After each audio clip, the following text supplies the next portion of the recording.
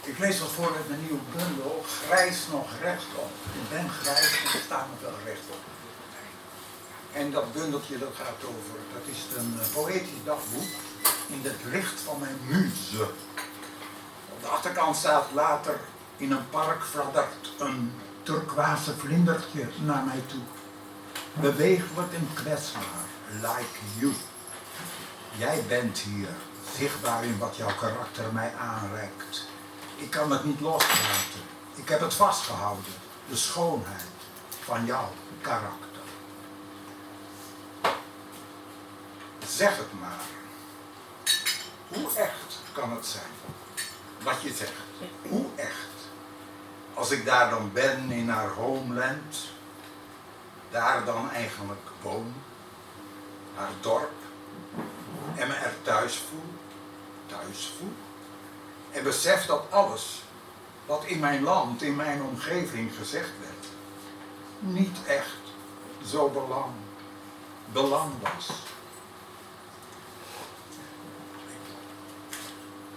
Zelf afmeten, vergelijken, zo onecht was.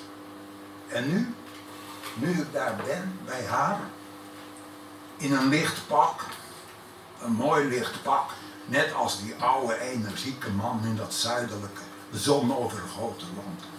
Ik loop met een mooie stok, de zomer om me heen.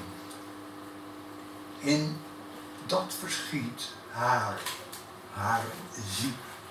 En af en toe haar aan kan raken. Daar, in mijn paradijs, magisch paradijs. In het besef dat er zoveel onechts, verwards en stoms voorbij is gegaan. Voorbij als behoefte. Als behoefte naar leven wat nooit echt kwam. En ik vergeten ben de 3 kleutertjes die op een warme dag in september zaten op een hek.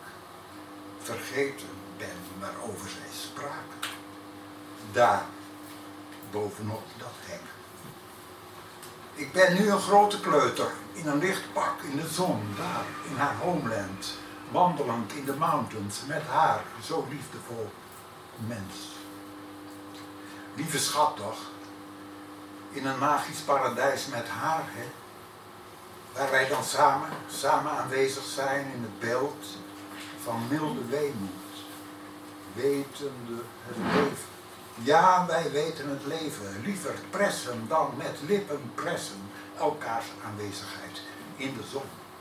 In de zon. In het verschiet nog even door te leven. Het leven, maar een naderend afscheid, een afscheid. Al ben je er nog even. Als schoonheid is als troost, neem ik de schoonheid samen met de troost tot mij en kan ik leven met de vergankelijkheid, want ik vergeet haar. De verwarring, de verwondering is dan in mij, mijn lichaam leidt mij hierin. Om in blijheid te blijven, in het gebed van de geborene en in het naakte nu, beroofd van reden vooralsnog het leven toe te laten, als het fluwelen groen, als stilte op de achtergrond, door vogelkeeltjes onderbroken. De zon breekt even door het wolkendek van sombere gedachten en hongerverwekkend spinaziegroen. Zoals dit fantastische landschap mij in dit avondlicht ontdekt en ervan te dicht. Wat is het alternatief voor de ontspruitende geluiden van ontlading en de zuchten van de bekroning? Is het het ritme ervan? Intense overgave aan degene die mij vertrouwen geeft, niets aan terug hoeft te geven, dan vertrouwen in haar. Het denken voor schut zetten door lichamelijke activiteiten, hun meerwaarde te doen zijn door verliefd zijn op de ultieme schoonheid. Zoals de natuur in haar gelaten stilte is. De pracht van het leven is. Haar stem en intonatie is, en nog meer van haar is, waar ik gek op ben. Omdat begrijpen, voelen is dat het mooi, dus goed is. Vanuit een innerlijke overtuiging die het weten voelt als een kracht in plaats van als een redenering die altijd te weinig is om tot een daad aan te sporen. Tekortschiet om de naar de gelaten aanvaarding van het van zichzelf sprekende te brengen. Ik stop twijfels die als stokjes over elkaar heen vallen in een kuil en rust even uit. Bij haar. Liefdevol doen we elkaar toe in plaats van spreken. Samen ondervinden wij het heersende zwart, wit, grijs, lichtblauw in de beweging van onze handen op het tafelblad. Talent weet wanneer het moet stoppen. Ontmoeten van liefdevolle anderen overblijft. Een leefvoorwaarde als er niet meer te ontkennen verschijnsel. Subtiel geef je je vertrouwen aan mij. Liefdevolheid is wat je mij bekent. Jouw eerlijkheid geeft mij overtroef. Je lacht je weemoed uit met een gezicht dat spreekt. Wat jou toebehoort is wat mijn steun aan jou belangeloos maakt. Ons afscheid is beklonken. Al ben je er nog even. Ik wil nog even aanhalen dat een dichteres, Hiltje Hettema, hier regelmatig voorlas. Helaas is zij een deze dagen overleden. Zij zong altijd hier haar gedichten. Sommigen van jullie kunnen haar misschien herinneren. Ik lees 2 gedichtjes van haar voor.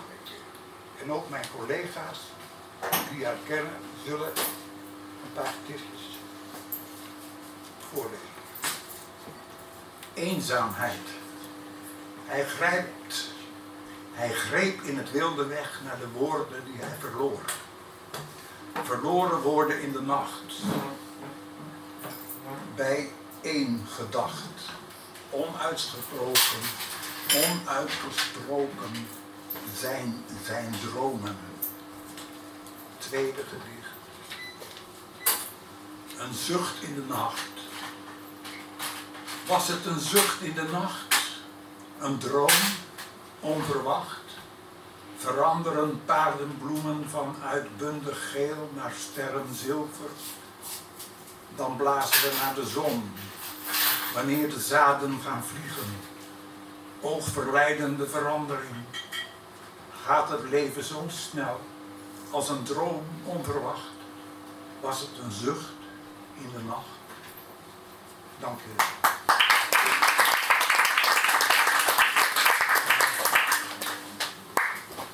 Kees Leeuwerik.